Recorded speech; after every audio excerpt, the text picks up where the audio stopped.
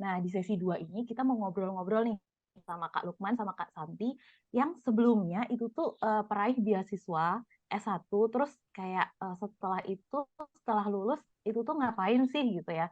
Dan Masya Allah banget ini tuh kisah mereka berdua tuh sangat inspiring gitu ya. Sampai aku tuh sekarang tuh deg-degan gitu. Dan FJI aja mereka nih untuk tampil ini tuh dandan dari kemarin gitu katanya tuh kan. Nah, eh apa namanya? Ini siapa dulu nih enaknya? Sweet atau gimana? Bebas. Oke, Sok siapa bebas. aja, Girls, terserah. Oke. ini wanita dulu kayaknya ya. Oh, baik. Di Ah, mana-mana wanita lebih ini ya. ya, Oke, Ladies cewek first. siap. dulu, ladies first ya, cewek dulu Oke. ya. Kalau gitu, untuk Kak Santi, waktu dan tempat aku persilahkan. Monggo Kak Santi. Iya, terima kasih Kak Devi atas waktu dan tempatnya. Sebentar. Eh, Oke, apa kabar teman-teman? Mana ya? Oh, ini. Oke, selamat pagi menjelang siang mungkin ya. Karena udah jam berapa nih? Jam 11 kurang 20. Jadi hari ini saya akan sedikit sharing ya tentang perjalanan saya eh, dalam menggapai mimpi mungkin ya, atau agak cheesy sebenarnya. Jadi di sini hari ini kita akan sharing mengenai penggapaian mimpi saya bersama dengan bidik misi gitu.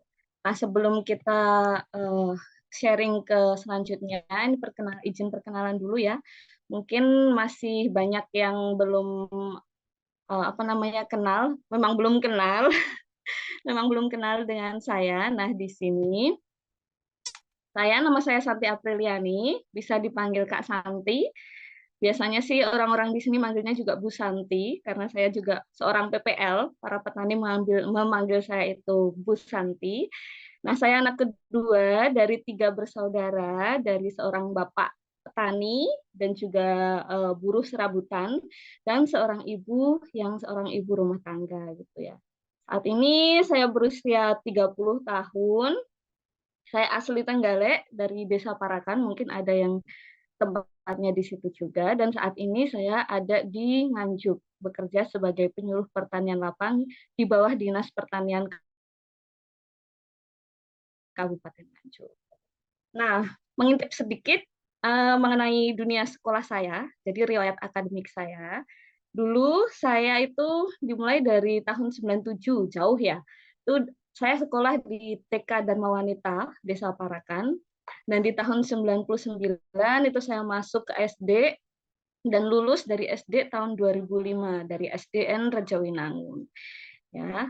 Nah, dari SD saya lanjut ke SMP. Nah, di sini saya memilih SMP Negeri 2 Trenggalek itu karena memang pertimbangan dekat dari rumah. Jadi nantinya juga lebih hemat ya. Nah, di sini nih dari SMP ini saya gini teman-teman. Jadi mulai jadi pejuang beasiswa teman-teman. Dimulai dari SMP ini. Jadi di SMP ini karena memang secara ekonomik itu keluarga saya itu memang kurang ya teman-teman ya. Untuk apalagi untuk biaya pendidikan karena saya ada 3 bersaudara, jadi memang untuk biaya pendidikan itu juga lumayan bagi bapak saya. Makanya di sini dari tahun 2005 itu saya melakukan pengajuan beasiswa bagi siswa yang tidak mampu begitu teman-teman. Nah, alhamdulillah di sini dari SMP ini saya akhirnya bisa dapat beasiswa bagi siswa yang tidak mampu.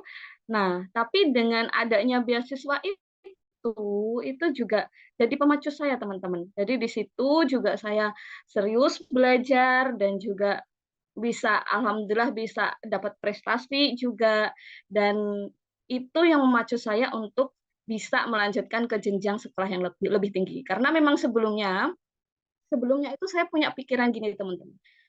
karena ini jujur dari orang tua saya itu memang untuk biaya pendidikan itu kurang. Dulu sempat berpikir kalau cukup sekolah itu cukup sampai SMP saja, begitu teman-teman. Tapi karena adanya beasiswa dan juga untuk akademik juga lumayan, jadinya saya itu terpacu buat melanjutkan pendidikan ke sekolah yang lebih tinggi, gitu teman-teman. Jadi di sini tahun 2008 itu saya lulus dari SMP dan saya melanjutkan ke SMA, itu di SMA Negeri 2 Trenggalek atau di Semada. Mungkin di sini ada yang alumnus Semada atau ada yang sekolah di Semada. Nah, di sini di SMA Negeri 2 Trenggalek itu sama teman-teman kayak sebelumnya. Jadi seperti di SMP waktu itu saya juga melakukan pengajuan beasiswa bagi siswa yang kurang mampu seperti itu, dan bermodalkan surat keterangan tidak mampu dari desa, saya melakukan pengajuan dan dari mulai semester pertama itu saya sudah bebas biaya uang gedung dan juga SPP. Nah, tapi untuk di semester 2 dan semester selanjutnya itu saya tetap dapat beasiswa, tapi beda lagi beasiswanya. Beasiswanya itu beasiswa prestasi karena kebetulan saat itu saya mendapatkan juara paralel gitu ya. Jadi tetap beasiswa tapi beda beasiswanya seperti itu. Nah, gara-gara itu juga yang memacu saya untuk melanjutkan ke jenjang yang lebih tinggi lagi. Karena saya pikir sampai SMA saja itu bisa, dan itu pun dengan beasiswa itu bisa. Terus kenapa kalau ke jenjang yang lebih tinggi itu nggak bisa? Nah, pasti bisa seperti itu. Jadi dengan bermodalkan tekad tentu saja, jadi kakak mencoba untuk melanjutkan. Di tahun 2011 itu saya lulus dari SMA dan di situ saya mendaftar untuk ke perguruan tinggi. Nah, saat itu sayangnya saya kurang informasi, teman-teman. Inilah kesalahan saya. Karena kurangnya informasi ini, saya mengalami kegagalan. Jadi di sini pada saat itu saya mendaftar di Universitas Negeri Malang dengan jurusan Pendidikan Kimia pada tahun 2011 dengan jalur SBMPTN atau mungkin sekarang namanya ujian tulis ya, SNMPTN tulis. Nah, di situ alhamdulillah bisa diterima teman-teman. Tapi salahnya saya itu saya tidak mencari informasi terlebih dahulu. Seperti apa sih beasiswa di perguruan tinggi itu seperti apa? Apakah memang harus dapat di awal? Apa harus di tengah? Apa kita harus membayar terlebih dahulu? Seperti itu. Nah, karena kurangnya informasi ini, saya akhirnya gagal teman-teman. Gagalnya kenapa? Karena saat itu, saat begitu sudah diterima di perguruan tinggi di Universitas Negeri Malang, saya diharuskan membayar uang pangkal itu 12 juta teman-teman. Dan itu bukan uang yang sedikit ya teman-teman. Nah, akhirnya karena kita merasa keberatan, kita pergi ke Universitas Negeri Malang, kita mencoba untuk menego dengan bagian administrasinya, dan mereka tetap menolak, tidak bisa. Kenapa? Karena memang ada, kalaupun dicicil itu tidak bisa dicicil, tapi kalaupun dicicil itu cuma bisa 2 kali. Jadi di situ minimal pembayaran itu 6 juta teman-teman. Untuk bagi kami itu tentu saja uang yang sangat besar ya teman-teman.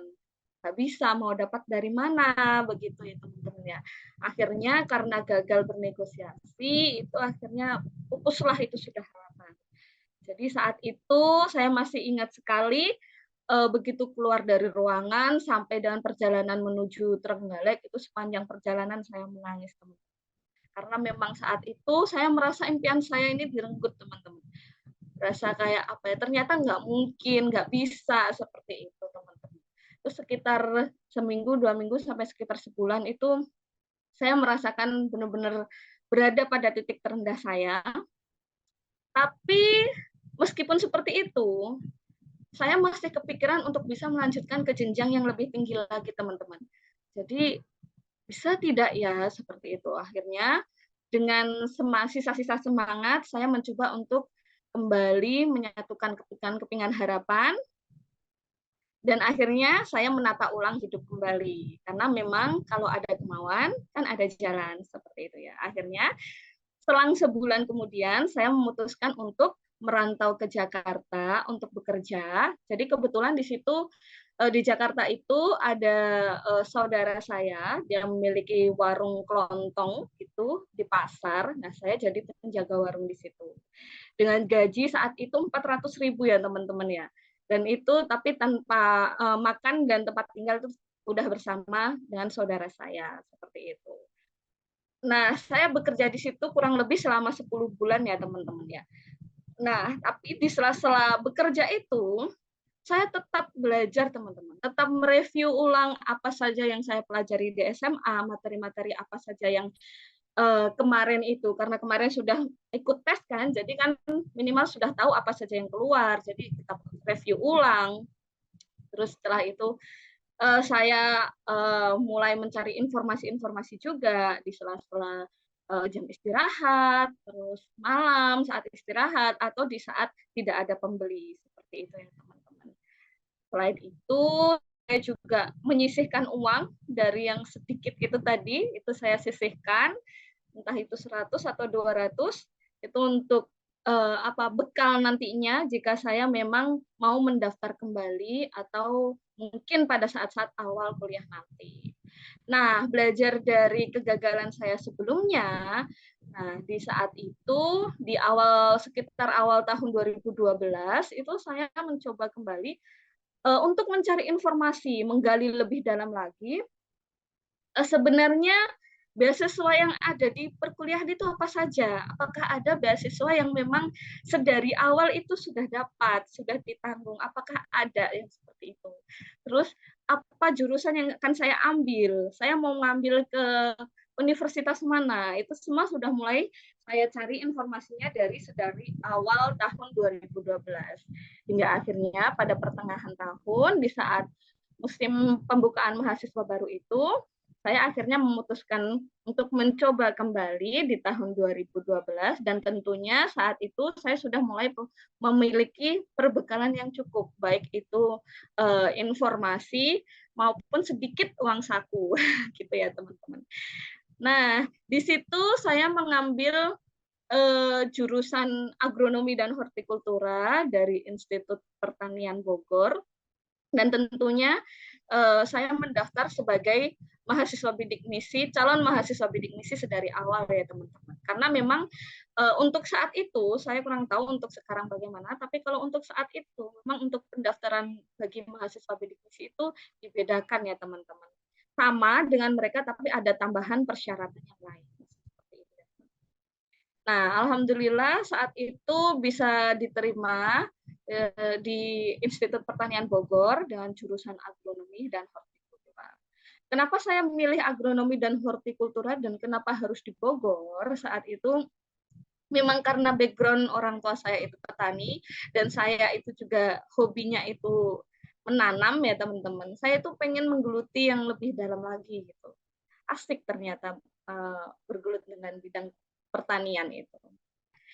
Nah, di sini untuk kehidupan kampus sendiri, khususnya waktu itu saya di Institut Pertanian Bogor, itu yang pertama tentunya menjadi mahasiswa bidik misi. Kalau dulu ya teman-teman ya, untuk menjadi mahasiswa bidik misi itu saat kita lolos ujian tulis itu tidak serta-merta menjadi mahasiswa bidik misi. Jadi ada beberapa tahapan yang harus dilalui, mulai seperti survei, terus tes lagi dan juga wawancara seperti itu. Dan alhamdulillah lolos. Akhirnya saya resmi menjadi mahasiswa bidik misi dan menjadi mahasiswa bidik misi itu sangat mengasyikan teman-teman. Kenapa? Karena selain kita tidak pusing masalah biaya, kita juga mendapatkan uang saku. Saat itu uang saku itu 3.600.000 dan itu untuk 6 bulan ya teman-teman. Jadi sebulannya itu 600.000. Dan juga dari kampus itu diadakan soft skill teman-teman, pelatihan soft skill teman-teman. Jadi kita benar-benar di-upgrade di situ. Jadi tidak serta-merta cuma jadi mahasiswa begitu aja. Nah, selain itu, bidik misi sendiri juga banyak sekali kegiatannya, mulai dari pengadaan event-event besar, seperti itu. Dan tentunya para mahasiswa bidik misi ini diminta untuk selalu proaktif dalam kegiatan kampus. Seperti itu ya teman-teman. Nah, selain sibuk di bagian bidik misi, di kegiatan-kegiatan bidik misi, saya juga tergabung dalam himpunan departemen. Kalau di IPB itu namanya departemen atau jurusan. Nah, di sini namanya Himagron atau Himpunan Agronomi dan Hortikultura. Selain itu, saya juga aktif di bagian kepanitiaan, sebagai kepanitiaan. Itu banyak sekali teman-teman. Nantinya diharapkan kalau memang teman-teman nantinya mau melanjutkan ke perguruan tinggi, itu memang diharapkan jadi aktif ya teman-teman, karena itu memang sangat berguna sekali dan bisa mengasah soft skill kita, yang tentunya itu akan berguna saat nanti kehidupan di pasca kampus ya teman-teman. Salah satu contohnya ini saat kepanitiaan Festival Buah dan Bunga Nusantara. Nah, selain itu, saya juga tergabung di UKM. UKM itu unit kegiatan mahasiswa, namanya Lisis Gentra Kaheman. Ini UKM ini mengulik tentang sejarah Sunda, teman-teman, atau budaya Sunda maksud saya. Jadi di sini mengenai sejarahnya, keseniannya, bahasanya, itu ada di situ teman-teman. Karena memang saya tertarik dengan budaya Sunda saat itu, jadi saya tergabung di sini. Terus di sini juga asik teman-teman, karena bisa berbagi informasi, berbagi pengalaman dengan teman-teman dari berbagai daerah yang mereka sama-sama tertarik dengan budaya Sunda. Kita juga diajak untuk show di beberapa tempat, bahkan pernah waktu itu ada tamu dari luar negeri, kita juga ikut show di situ, gitu teman-teman. Nah, selain itu, di sini untuk kesibukan yang lain itu ada yang namanya freelance kalau dibilang. Jadi karena pada saat itu uang saku untuk beasiswa bidik misi itu kan 3.600.000 ya teman-teman. Sebulannya itu 600.000. Itu memang kalau untuk mengandalkan dari situ saja itu memang tidak cukup teman-teman. Memang kurang ya teman-teman ya.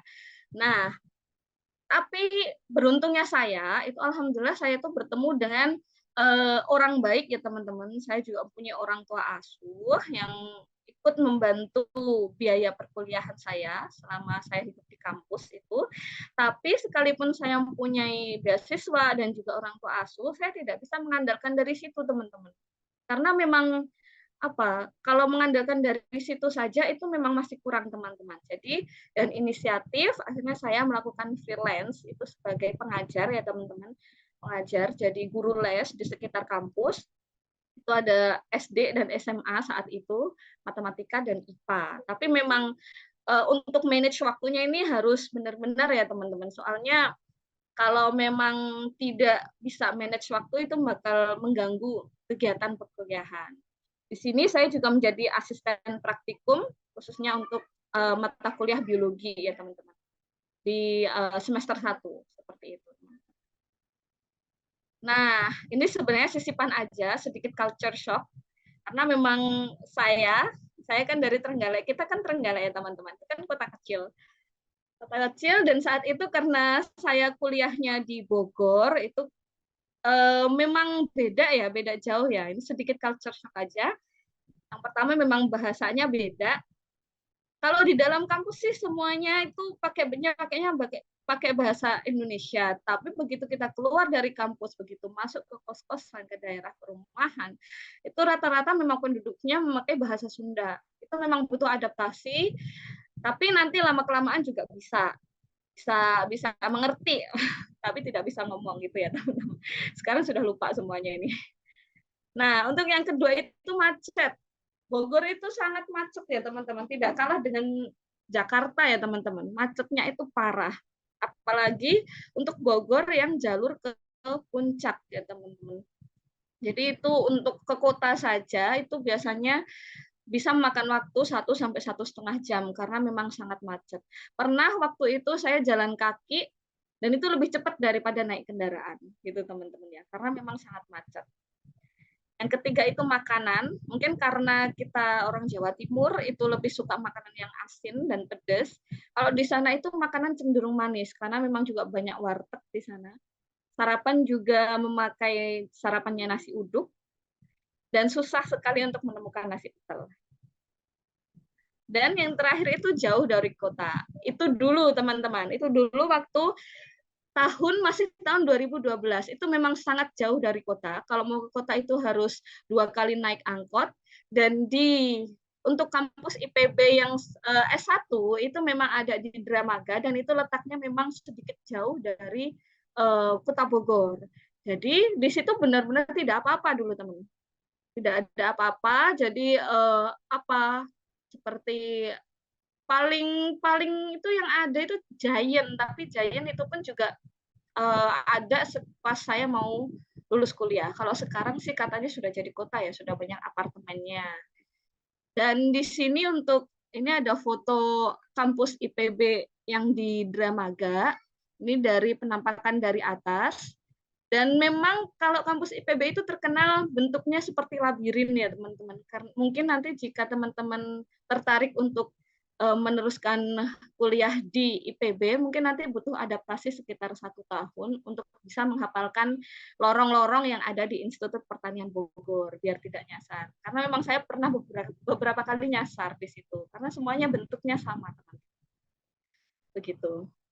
Nah, di sini saya lulus dari kuliah itu pada tahun 2016, selesai skripsi itu tahun 2016, dan saya wisuda pada tahun 2017 karena memang sistem antrian di sana. Di jeda antara lulus dan wisuda itu saya melakukan freelance. Jadi karena memang di situ sudah tidak ada sokongan dana lagi, tidak ada sokongan biaya dari orang tua juga sudah tidak ada.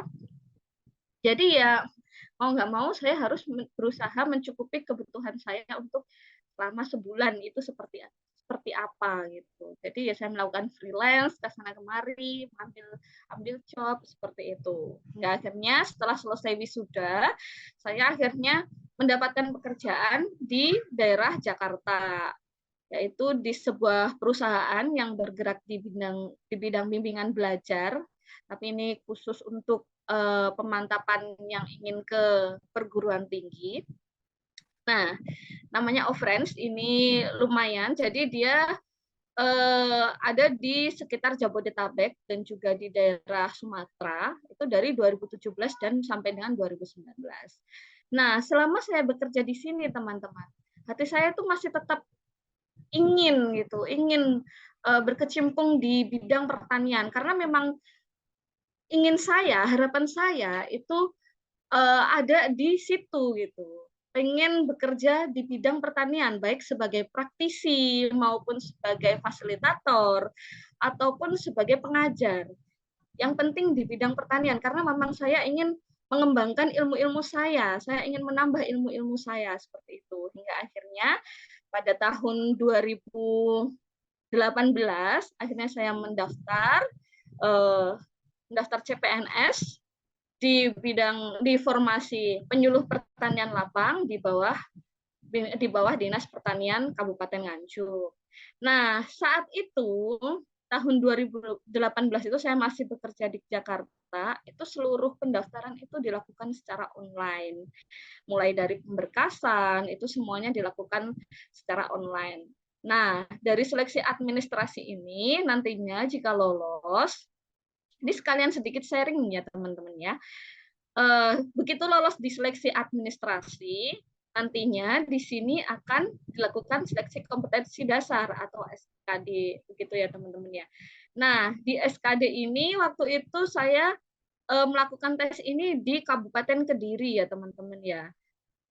Nah, lolos dari SKD sini, sebenarnya waktu itu saya kalau dibilang tidak lolos ya teman-teman, karena memang tidak lolos passing grade.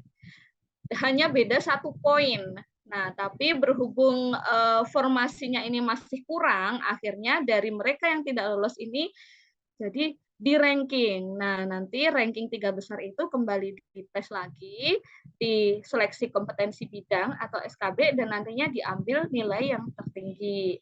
Nah, di sini di SKB ini saya tesnya di Surabaya waktu itu. Ini sudah bolak-balik Surabaya, Jakarta, Kediri, Jakarta, seperti itu. Nah, dari SKB ini, saat itu Alhamdulillah berhasil lolos. Oh iya, untuk CPNS saat ini ya teman-teman ya, mungkin kalau dulu mikirnya untuk tes CPNS itu harus apa ya, mungkin orang-orang berada yang bisa jadi PNS gitu ya teman-teman. Itu enggak teman-teman. Jadi untuk sekarang itu semuanya sudah serba transparan teman-teman. Jadi kita tes itu dengan pakai sistem CAT itu. Nah, di sini nantinya begitu selesai mengerjakan itu nilai akan langsung keluar dan langsung akan ada live score yang dimana itu nanti dapat meminimalisir kecurangan teman-teman. Makanya dari situ nanti kita sudah tahu nih kita bisa lolos atau enggak seperti itu. Jadi ini semuanya tanpa berbayar ya teman-teman sama sekali. Seperti itu. Nah, lolos dari SKB ini akhirnya mulai pemberkasan dan pada bulan Mei tahun 2019 itu akhirnya ada pengambilan sumpah bagi CPNS di Kabupaten Nganjuk. Nah, ini sebelum saya akhiri materi, ini ada sedikit tips dan saran dari saya. Yang pertama itu jangan mudah menyerah teman-teman. Sekalipun mungkin kita selalu saja ada hambatan, pasti itu ada hambatan dan mungkin mengalami kegagalan, tapi jangan menyerah teman-teman. Mungkin terpuruk atau merasa sedih itu nggak apa-apa, itu memang wajar, manusiawi, tapi jangan terlarut-larut dalam kesedihan itu, teman-teman. Kalaupun misalkan jalan yang kalian inginkan itu ternyata tidak sesuai dengan keinginan kalian, tidak apa namanya gagal, istilahnya gagal, itu jangan khawatir, pasti Allah punya rencana yang lebih baik lagi. Jadi jangan mudah menyerah seperti itu. Lalu proaktif dalam mencari informasi. Ini juga yang sangat penting teman-teman. Ibaratnya kita jangan hanya menerima informasi saja, tapi kita juga harus mencari, jemput bola teman-teman. Kenapa? Seperti pengalaman saya sebelumnya itu, karena saya terlalu pasif, itu akhirnya saya tidak tahu bahwa ternyata ada beasiswa yang bisa didapatkan bahkan saat masuk kuliah itu sudah tidak bayar sama sekali. Dari awal itu sudah dapat beasiswa. Itu karena kurangnya keaktifan saya dalam mencari informasi, teman-teman. Seperti itu. Dengan kita proaktif, itu nantinya bisa membantu kita dalam menata atau membuat rencana untuk kedepannya seperti itu ya teman-teman. Nah, untuk yang selanjutnya itu adalah persiapan secara matang. Nah, untuk yang ini kalau kita punya harapan atau kita punya impian itu tidak serta-merta bisa langsung terjadi ya teman-teman ya. Kita butuh proses, makanya dari itu butuh persiapan yang matang teman-teman biar nantinya tidak kecewa. Kalaupun nanti ada kegagalan, minimal kita sudah berusaha seperti itu. Nah, lalu selanjutnya itu adalah keluar dari zona nyaman. Gitu ya. Itu sangat penting teman-teman karena memang kalau kita berada di zona nyaman, kita jadi akan terlena teman-teman. Dan itu nantinya sangat tidak bagus buat untuk perkembangan diri kita sendiri. Jadi coba untuk keluar dari zona nyaman dan ditata kembali hidupnya. Seperti itu teman-teman. Nah, ini ada moto saya yang dari dulu itu saya pegang. Itu selalu ada kemungkinan sekalipun itu cuma 0,01%. Dan 0,01% itu bisa membolak-balikan dunia kita. Seperti itu, teman-teman. Terima kasih. Sekian dari saya. Mohon maaf apabila ada kesalahan. Assalamualaikum. Waalaikumsalam warahmatullahi wabarakatuh. Luar biasa banget ya teman-teman. Benar-benar, apalagi yang terakhir ya, selalu ada kemungkinan sekalipun itu 0,01%. Luar biasa. Mantap ceritanya Kak Santi nih ya. Oke, buat yang ada pertanyaan, di-keep dulu, ditulis dulu. Kita lanjut dulu ke sesi Kak Lukman, abis itu nanti tanya jawab berdua ya. Oke, Kak Santi kayaknya udah haus. Silahkan minum dulu, kita lanjut ke sesi Kak Lukman. Oke, untuk Kak Lukman, monggo Kak, kalau mau share screen. Wah, keren banget loh ini, Kak Santi. Ini slide-nya pun juga, wah, mudah dipahami sekali ya. Keren sekali lah pokoknya. Terima Bagus, kasih. mudah dipahami. Ya, keren. Ceritanya juga sangat menginspirasi teman-teman sekalian. Oke, di sini saya akan share screen ya, teman-teman.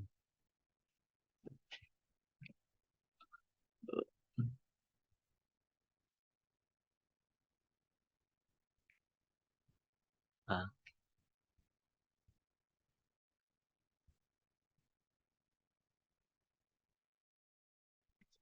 Halo, Assalamualaikum semuanya. Kenalin, nama saya Lukman Al-Hakim. Saya adalah pemuda Trenggalek. Pemuda Trenggalek yang berasal dari Watulimo. Watulimo yang jauh sana di Pantai Perigi. Bener-bener saya berasal dari desa ya teman-teman ya. Bener-bener dari desa, dari pelosok. Bahkan Trenggalek pun jauh mau ke sana. Untuk namanya Watulimo itu ke Perigi itu ya. Oke. Kalau di sini di sini saya akan ini teman-teman ya, jelasin mulai dari berapa poinnya akan aku jelasin ya teman-teman.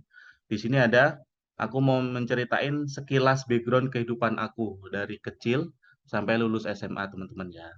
Yang kedua, saya akan jelasin proses tuh daftar kuliah dan memilih jurusan.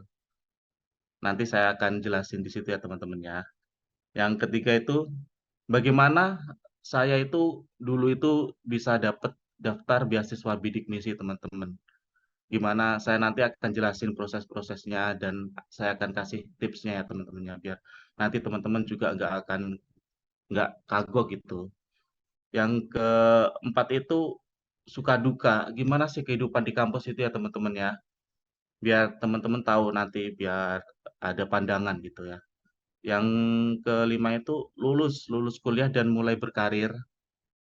Itu teman-teman yang keenam nanti saya akan kasih tips and trick lah. Oke. Yang pertama yaitu sekilas background ya teman-teman kehidupan dari kecil hingga lulus SMA. Ya, kalau kalau diceritain saya ini sebenarnya berasal dari keluarga yang sangat-sangat sederhana teman-teman. Seperti Kak Santi lah. Orang tua pun saya juga eh, buruh, istilahnya buruh tani juga teman-teman. Buruh tani ya yang biasanya untuk yaitu apa nanam padi dan itu pun dulu nanamnya itu miliknya lahan tuh lahan lahan tetangga teman bukan lahan sendiri. Berasal dari ibu pun juga ibu rumah tangga teman-teman ya yang kesehariannya di rumah aja gitu.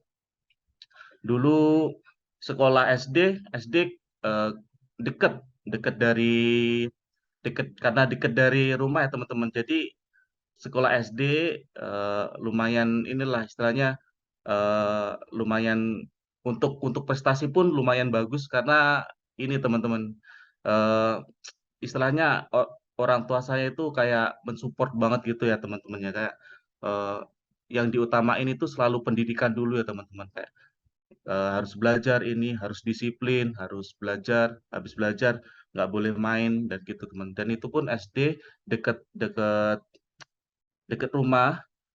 Kemudian SMP itu agak jauh dikit teman-teman. Dan itu pun SMP pun kalau dibilang kekurangan pun masih kekurangan teman-teman karena untuk berangkat SMP pun saya pun harus itu nunggu, istilahnya nunggu teman untuk yang bisa diboncengin teman-teman. Jadi tiap pagi gitu nungguin teman ada yang teman bawa motor kan saya nggak punya motor gitu teman-teman karena jauh 5 kilo gitu dari rumah jadi harus nunggu temen yang boleh boncengin. Tiap hari tuh boncengin, pergi sekolah, balik juga diboncengin lagi, bener-bener minim gitu teman-teman. Dan eh, cerita beasiswaku tuh sebenarnya berasal dari SMP juga teman-teman. Karena waktu SMP itu ada beasiswa dari kalau nggak salah itu dari Gubernur Jawa Timur teman-teman. Itu beasiswa memang beasiswa yang anak kurang mampu gitu. Berapa kalau dulu kalau dirupiahin nggak terlalu banyak, mungkin cuma 1 juta gitu, 1 juta. 1 juta itu pun cuma sekali sekali keluar gitu, sekali cair. Dan itu pun dulu keluarnya itu kalau nggak salah lewat Bank Jawa Timur ya teman-teman.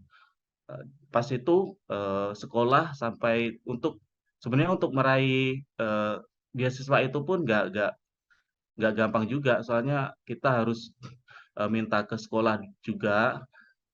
Contohnya siapa anak-anak yang siap berhak gitulah. Dan aku salah satunya. Dan aku itu memohon ke sekolah gitu. Gimana kalau ini tuh saya yang dapat gitu. Akhirnya pihak sekolah itu sampai mensurvei rumah teman-teman. Dan karena rumahku itu memang sederhana banget ya gitu. Terus Bahkan untuk depan rumah aja pun itu kan kelihatan sederhana banget gitu, nggak mewah gitu. Akhirnya guru-guru itu istilahnya datang ke sana dan agak terharu gitu. Oh, ternyata memang anak anak dari yang keluarga yang kurang mampu gitu. Dan akhirnya akulah dapat beasiswa itu. Dan mulai itu juga bikin aku tuh kayak semangat gitu teman. Oh, ternyata tuh ada ya yang selalu support gini meskipun orang tuaku tuh selalu kekurangan gitu. Dan akhirnya itulah yang membuat aku tuh kayak eh, ingin termotivasi untuk belajar lebih lagi teman-teman. Pengen belajar lebih pintar lagi, pengen pengen meraih cita-cita gitu teman. Dan akhirnya pas lulus SMP itu saya dapat juara nomor satu teman-teman di apa di itunya apa di ujian akhir gitu, ujian akhir nasional. Akhirnya saya juara satu teman-teman. Itulah yang memotivasi saya akhirnya karena orang tua saya itu mengutamakan pendidikan ya. Akhirnya waktu itu saya disuruh untuk sekolah di SMA 1 Trenggalek. Memang kan itu SMA yang paling favorit di Trenggalek teman-teman, bisa nomor satu kan. Sebelum lulus pun saya juga sering diajak ke Trenggalek gitu, diperkenalkan. Ini loh teman-teman ini loh sekolah yang bakal harus kamu tempati nanti, ini terbaik di Trenggalek. Ya udah akhirnya saya termotivasi teman-teman. Akhirnya saya daftar ke Trenggalek. Daftar ke Trenggalek dan akhirnya alhamdulillahnya keterima teman-teman. Dan pada waktu itu memang prestasi saya lumayan bagus ya teman-teman ya.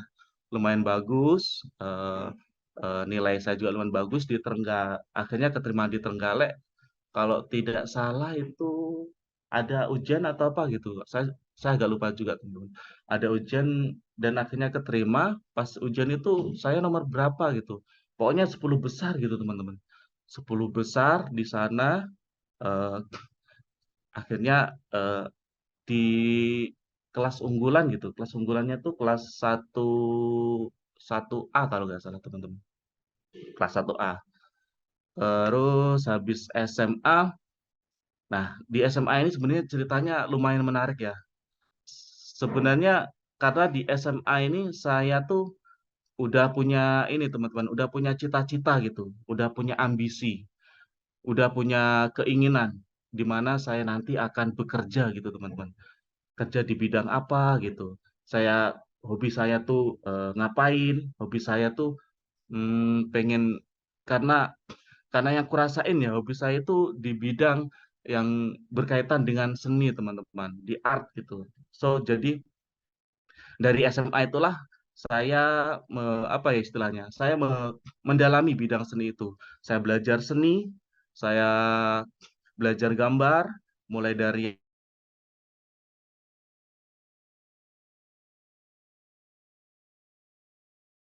yang apa ya istilahnya, mulai dari yang itu kan karena dunianya apa zamannya udah digital maupun yang manual masih gambar gitu teman-teman. Akhirnya dari situ saya tahu oh dari SMA ini saya tahu mau kemana gitu dan pada saat itulah saya ngejar teman-teman mau mau apa ya mau ngejar di jurusan apa gitu. Saya harus di jurusan ini kalau enggak saya dimanapun saya harus jurusan ini gitu teman-teman. Dan akhirnya pada waktu itu saya kepikiran karena saya pengennya di art gitu teman-teman di bidang desain. Saya itu kemarin akhirnya milih saya mau di desain grafis teman-teman. Dan desain grafis itu dimanapun itu, pokoknya di kampus manapun, yang penting saya harus masuk di bidang desain teman-teman. Akhirnya saya mencobalah yang terbaik karena saya browsing-browsing kan teman-teman browsing yang saya nemulah yang terbaik dan yang terbaik itu ternyata kalau di bidang desain itu ada beberapa teman-teman yang contohnya itu ya di ITB Fakultas Seni Rupa, ada juga di ITS dan juga ada di UNS teman-teman. Tapi karena saya memang pengen sekali gitu teman, akhirnya saya oke, saya mau mencoba di ITB teman-teman. Di ITB saya istilahnya eh, berjuang lah itu. Soalnya saya di SMA juga nilai juga nggak terlalu bagus-bagus banget teman-teman, nggak 3 besar atau 10 besar gitu, nggak, biasa-biasa aja. Tapi karena saya suka di bidang seni, akhirnya ya udahlah, itu akhirnya saya memberanikan diri untuk daftar di ITB teman-teman, daftar di ITB. Dan daftarnya itu pada waktu itu kalau nggak salah namanya senam PTN ya. Kita itu seleksi bersama gitu, seleksi bersama eee satu Indonesia gitu untuk diseleksi secara ujian tulis kalau nggak salah teman-teman ya. Nah itu, pas itu saya mikir juga teman-teman, wah gimana ini kan, istilahnya orang tua saya pun juga kurang mampu gitu teman-teman. Karena kurang mampu gitu saya pun mikir gitu. Saya sudah bicara ke orang tua, gimana ini kalau kalau nggak keterima, eee, kalau biaya kuliah itu saya udah ngitung dulu teman-teman, kalau nggak salah di tahun berapa ya, 2011 gitu kalau mau lulus gitu ya, di Bandung atau di Malang itu paling nggak biayanya tuh, 60 juta lebih gitu teman. Terus aku bilang ke orang tua, "Gimana ini, sepertinya, kuat nggak kalau biayanya segini?" Gitu kan. Akhirnya orang tua nggak kuat kan. Nah, dan pada saat itulah saya browsing-browsing teman-teman untuk,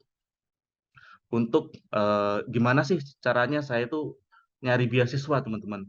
Dan satu-satunya itu, salah satu beasiswa yang tersedia itu kan dari pemerintah, dari presiden ya, dari Presiden SBY itu kan, bidik misi teman-teman.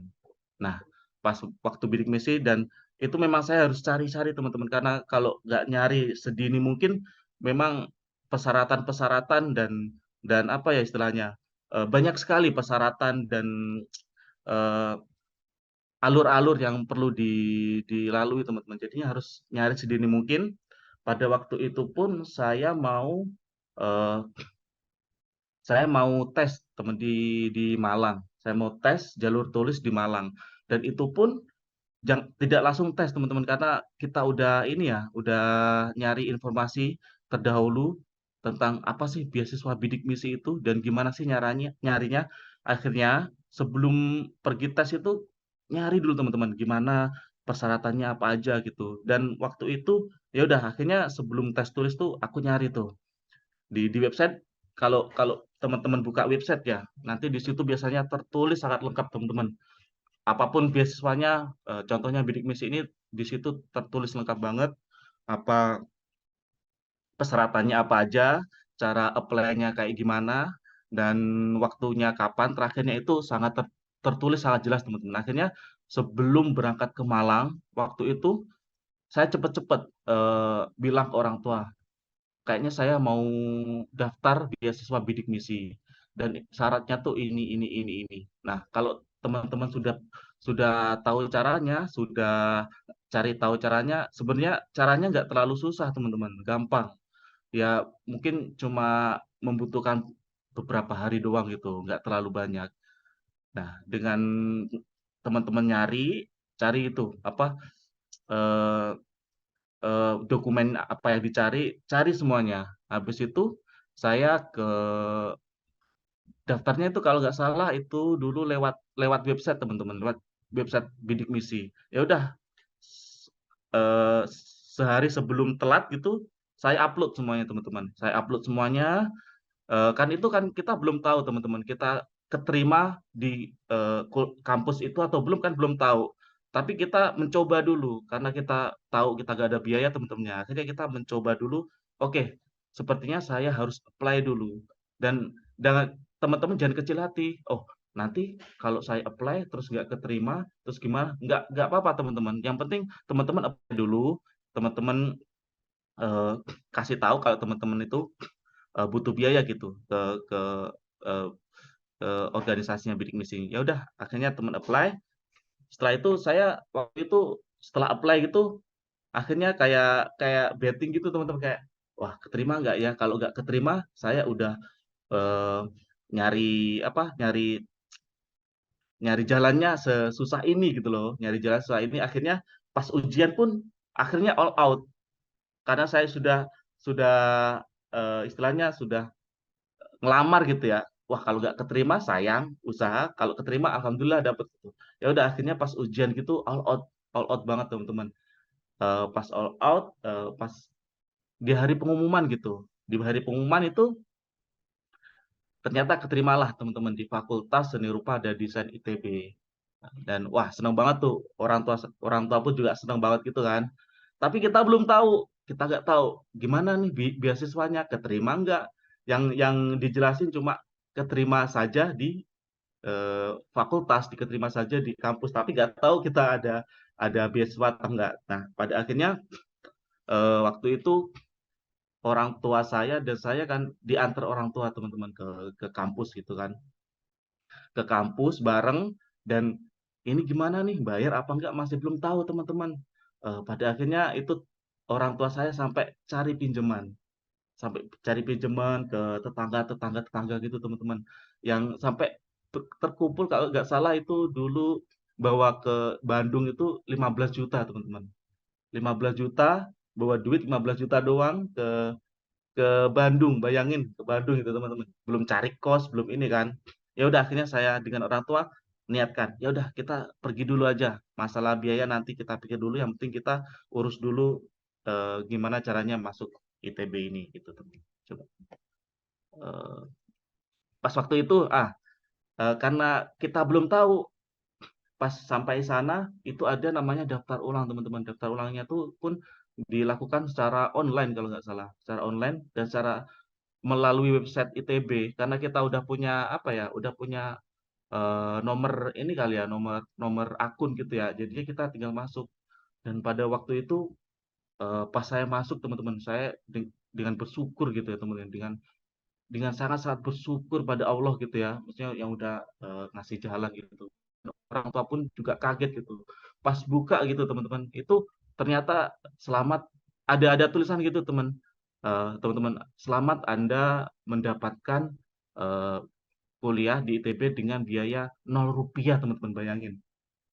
Tiba-tiba teman, 0 rupiah, ya Allah, saya pun waktu itu juga langsung sujud syukur gitu dengan orang tua gitu. Dan waktu itu tuh bukanya tuh kalau nggak salah di warnet gitu, di warnet gitu teman-teman.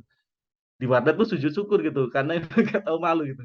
Karena memang ada tulisan 0 rupiah dan pada akhirnya wah itu benar-benar kayak mujizat gitu.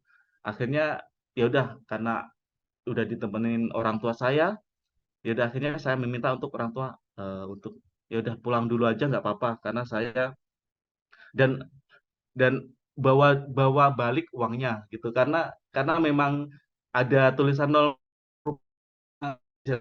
Akhirnya orang tua saya tuh pulang dengan bawa balik uangnya yang alhamdulillah tuh bener bersyukur tuh dapat 0 rupiah gitu masuk bidik misi gitu teman-teman.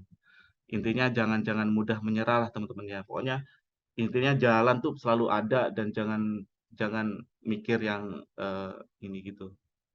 Oke, suka duka kehidupan kampus ya teman-teman.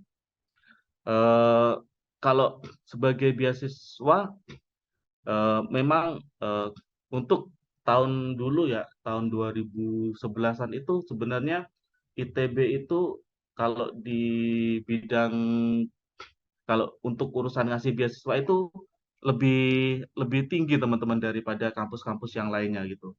Kalau nggak salah itu sebulannya itu untuk hidup di Bandung itu saya dikasih 950 ribu gitu teman per bulan. Dan itu untuk kehidupan sehari-hari itu eh, di ITB gitu sebenarnya sangat ngepas ya teman-teman. Contohnya kalau untuk apa ya, untuk kos-kosan aja itu minimal dulu kayaknya kalau nggak salah itu 400 ribu gitu, 400 ribu, 500 ribu gitu. Bayangin coba kalau kita harus dikasih duitnya tuh cuma 950 ribu gitu, dan 500 ribunya harus ngekos gitu. Nah, pada saat itu sih saya nggak ini teman-teman, nggak nggak patah semangat gitu, maksudnya harus cari cara lain gitu. Nah, karena saya dulu itu ada di jurusan desain interior teman-teman, desain interior di bidang desain, saya jadi nyari-nyari freelance gitu, nyari freelance bantuin kerjaan senior, bikin maket gitu kan, bikin 3D, bikin render. Nah, memang memang nggak seberapa tapi itu yang sedikit demi sedikit tuh kayak membantu dalam hal ekonomi gitu teman-teman. Nah, eh, ya untuk biaya hidup untuk makan cukuplah dari situ dan juga dari yang dikasih dari bidik misi. Nah, dan teman-teman juga jangan merasa kecil hati gitu. Oh, nanti kalau kekurangan gimana? Nanti kalau nggak keterima gimana? Kalau istilahnya banyak beasiswa-beasiswa itu yang eh, menawarkan diri teman-teman. Meskipun teman-teman udah keterima gitu di kuliah gitu. Nah, tetap saja teman-teman nyari nyari beasiswa, nyari, udah keterima pun daftar lagi. Contohnya yang tadi udah dijelasin gitu, kayak kalau di ITB itu contohnya tuh meskipun teman-teman dari awal nggak ini ya, nggak daftar beasiswa, tapi kalau udah keterima, nanti teman-teman itu disalurkan ke beasiswa yang lain. Contohnya ada yang beasiswa Salman, ada yang beasiswa swasta dari bank apa gitu teman-teman. Jadi meskipun jangan kecil hati gitu. Pihak kampus nanti akan kalau teman-teman memang kekurangan dan memang kekurangan nanti akan mencarikan solusi gitu. Akan disalurkan ke beasiswa-beasiswa yang lainnya gitu. Dan itu pasti ada teman-teman. Jangan jangan merasa kecil hati. Oh, nanti nggak ada beasiswa, nanti saya akan drop out atau nanti saya akan putus di tengah jalan gitu. Itu pasti ada jalan teman-teman. Soalnya dan contohnya bidik misi pun ya zaman dulu ya. Kalau teman-teman nggak kekurangan gitu dan teman-teman nggak daftar bidik misi, tapi teman-teman udah keterima gitu. Teman-teman daftar di tengah pun nggak apa-apa gitu. Sebenarnya di semester 3 gitu, kok kekurangan gitu dan ingin daftar bidik misi, nggak apa-apa, daftar aja. Nanti pihak bidik misi kan banyak juga teman-teman yang istilahnya penerima bidik misi yang mungkin nggak bisa ngelanjutin kuliah lah, mungkin karena harus balik atau mungkin karena eh, eh, kendala-kendala yang lain akhirnya melepas bidik misi. Nah, eh, yang budget kosong itu tadi yang nggak ditempatin orang itu karena teman-teman udah daftar, nanti akan di slot kosong itu nanti teman-teman akan dimasukkan ke slot-slot kayak gitu. Pasti teman-teman akan dapat juga. Jadi jangan-jangan berkecil hati, tetap semangat nyari beasiswa, apapun beasiswanya, meskipun udah keterima, belum keterima, itu pasti ada jalan dan mereka pasti akan nyari solusi untuk teman-teman bisa kuliah. Kalau memang teman-teman semangat kuliah memang akan pasti ada jalannya lah, pasti dicariin gitu. Nah, setelah itu saya cepat saja ya teman-teman ya dari lulus, alhamdulillah lulus lumayan tepat waktu lah, nggak telat-telat banget. Nah, setelah lulus langsunglah saya berkarir teman-teman itu dan karirnya memang tidak jauh-jauh dari bidang saya di kampus gitu kan. Bersyukur banget lah selama 4 tahun gitu teman-teman ya. Dan biaya kuliah di sana per semesternya itu kalau nggak salah di ITB itu 5 juta teman-teman. Dan itu pun ke cover semua dengan bidik misi gitu. Ke cover semua biaya hidup, semua tanggungan kuliah semuanya di cover. Dan saya bersyukur banget pada waktu itu lulus dengan istilahnya biaya minim dari orang tua, berusaha sendiri di sana, berjuang sendiri. Pas lulus, ya udah akhirnya seneng lah. Habis itu karena kekurangan teman-teman ya, dulu memang namanya mahasiswa teman-teman pasti kekurangan lah. Kalau kalau teman-teman nanti merasa kekurangan, kurang duit ya, itulah memang kehidupan mahasiswa gitulah. Nah, teman-teman nanti eh, revenge-nya, balas dendamnya nanti kalau udah berkarir gitu. Teman-teman harus harus tanamkan dalam dalam hati gitu, teman-teman gitu.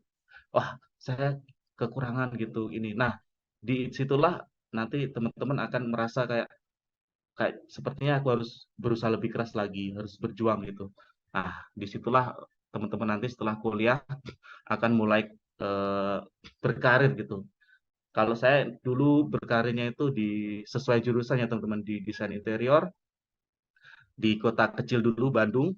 Memang gaji memang nggak seberapa tapi harus disyukuri ya teman-teman. Itulah yang kalau dilihat dari perjuangan kita yang dulu-dulu kekurangan itu kita harus bersyukur kita bisa nyari duit sendiri, nyari uang sendiri, bisa menjadi hidup sendiri. Nah, dengan di situ intinya teman-teman jangan jangan apa ya, jangan merasa puas gitu, jangan merasa oh saya segini-segini aja merasa nyaman di zona nyaman gitu. Jangan.